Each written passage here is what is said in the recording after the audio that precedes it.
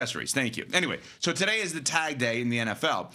And I got to tell you, I didn't think of this at all when going into yesterday's show.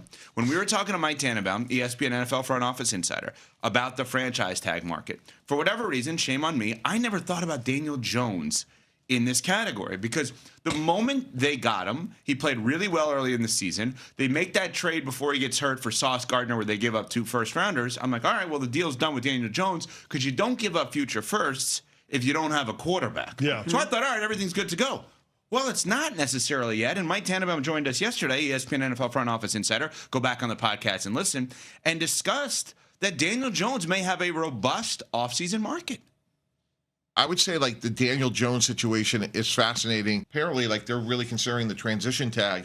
That means that he'll be tendered the average of the 10 highest paid quarterbacks, and the Colts have the ability to match in terms of an offer sheet. I wouldn't be surprised if a team gave him an offer sheet. I think that'll be a story that we're going to be watching very closely over the next couple of weeks. Could the Steelers, identify him and say, hey, we got a new head coach, and we think this guy's the quarterback of our future. Arizona, new head coach. Is he the quarterback of our future? And now we still have the 3rd pick in the draft, and we got Daniel Jones. Like, we could turn this thing around quickly.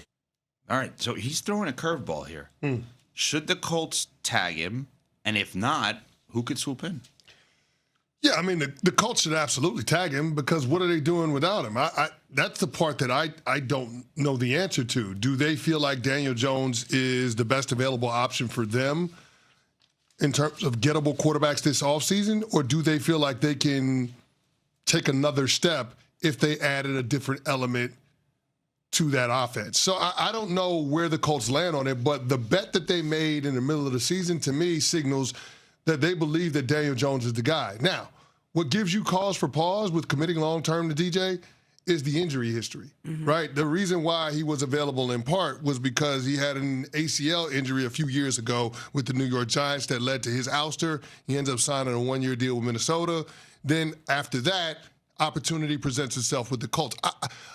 I don't know exactly how to build a contract out for Daniel Jones, because where the quarterback market is gone, where the guaranteed money is gone, is a place that would make you really uncomfortable. What I don't understand, though, if you're Indianapolis, is why you would opt for the transition tag, which in effect only gives you first right of refusal, versus paying $6 more million on your cap this year for the franchise tag and guaranteeing that no one else has the opportunity to sign Daniel Jones.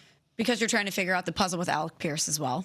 So maybe they're thinking if they do that, it would provide them more flexibility and help them retain Pierce. But you do put yourself in a position to be vulnerable. What good is the receiver if you don't have a quarterback? None. None at all. But they're trying to figure this out. They're trying to figure it out from a financial perspective. But to your initial point, when you know Anthony Richardson is moving on and you're not going to have him as a viable option moving forward, I think we haven't put Daniel Jones in this conversation because we just thought it was a foregone conclusion that he was going to be there, that something was going to get worked out, because we know he was their best option. We saw it last year at the beginning of the season. We were talking about the Colts being legitimate contenders. Historically good offense. Historically through the first good half offense. of the season. Absolutely. And obviously it came back down to earth a little bit. Then the injuries happened and the season went by the wayside. But they saw success with him.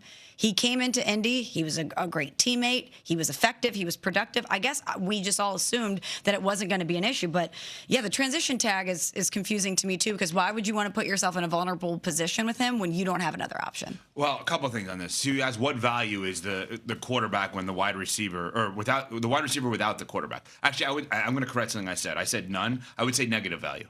If you have that much money invested in a wide receiver and you don't have a quarterback, it actually creates negative value because you can't then get a quarterback. See Justin Jefferson. Correct.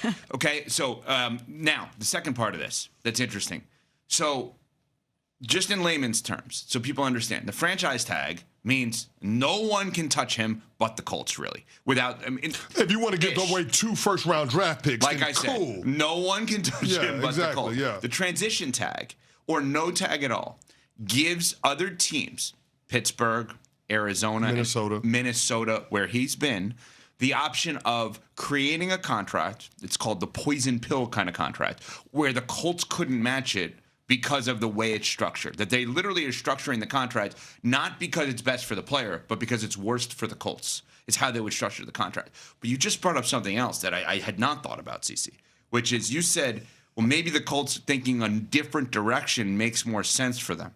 What direction would that be? Are there names that you would say, maybe it is smart for the Colts to say, if the market gets to this number, we should not bring back Daniel Jones? Well, yeah. I mean, if the Seattle Seahawks have taught us nothing else, it's about being able to find value where other teams can't, especially at the most important position in the entire sport. The Seahawks found that in Sam Darnold. You look at that Sam Darnold contract, that is an average starting quarterback's contract, and they got above average quarterback play.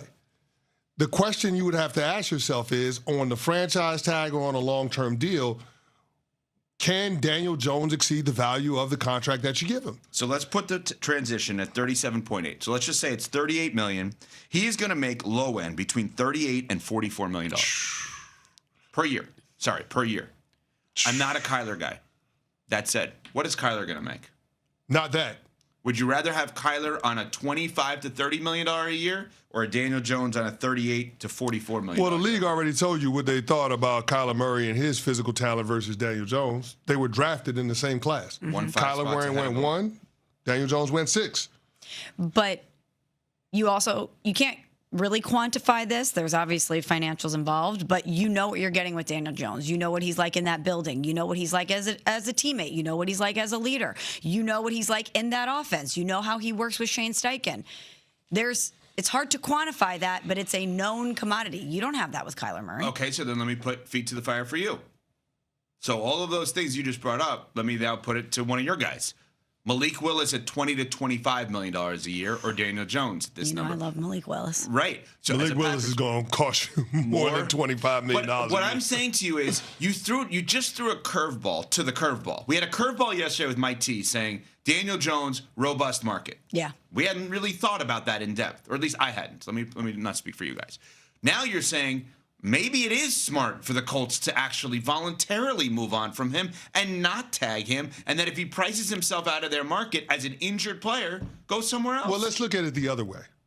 Look at what the Indianapolis Colts are bringing to the party. Look at the supporting cast. Look at what the team was in the first 2 months of the season. Does that become a more attractive place for prospective quarterbacks that are gettable this offseason? So if you're Kyler Murray, or if you're Malik Willis, or if you're Kirk Cousins, if you want to, it is Indianapolis an attractive destination comparison to the other spots that have vacancies at their starting quarterback job? Well, you have to tell us something we don't know. Do they already know that? Oh, they should absolutely know that. So they will know if one of these guys, if they went to ZipRecruiter and created an opening for this job, yeah, they know who's applying. Yes. That they don't have to wait by 4 p.m. Eastern today on the franchise. Yes. Maybe that's one of the reasons that their deal has not worked out yet with Daniel Jones. Maybe he's looking at it saying, I want all this money and I can get it. And they're saying, you're not worth it, especially banged up, when we know these three guys would love our job. But I guess my question is, why tag them at all then? Well, that's another great question. If you feel like if you feel like you have an inside track with Kyler Murray or Malik Willis or some quarterback that you deem to be an upgrade over what Daniel Jones is bringing to the party, why even mess around with the transition tag or the franchise tag? You don't need to. It's a good question. And last year, people forget, we saw a major curveball to start the quarterback market. We did not expect Seattle to trade Geno Smith to the Raiders. Mm-hmm. If you think about the Seattle quarterback situation, we all think about Darnold. Yeah. We don't think about how they got there. So maybe this is the curveball. But here's the other thing, too. Daniel Jones is going to be coming off of an Achilles injury. Mm-hmm. Do we really think that Daniel Jones, off of injury, a catastrophic injury like that, is going to be the same guy that we saw in the first 2 months? And if he's not, is this Colts team, is the organization better served going with a healthy body at the position, albeit a Kyler Murray type, or Malik Willis, who has a small sample size? The reality is they told you they're thinking about that, but by a deal not being done. Yes. They have not met Daniel Jones's price. That seems pretty clear. Oh, right? The last team that met Daniel Jones's price didn't work out for them too much. Fair point. It's not working out for me when I'm looking outside and I still see snow and more's on the way, and all I want to see is the True Green truck in my driveway and those little signs that say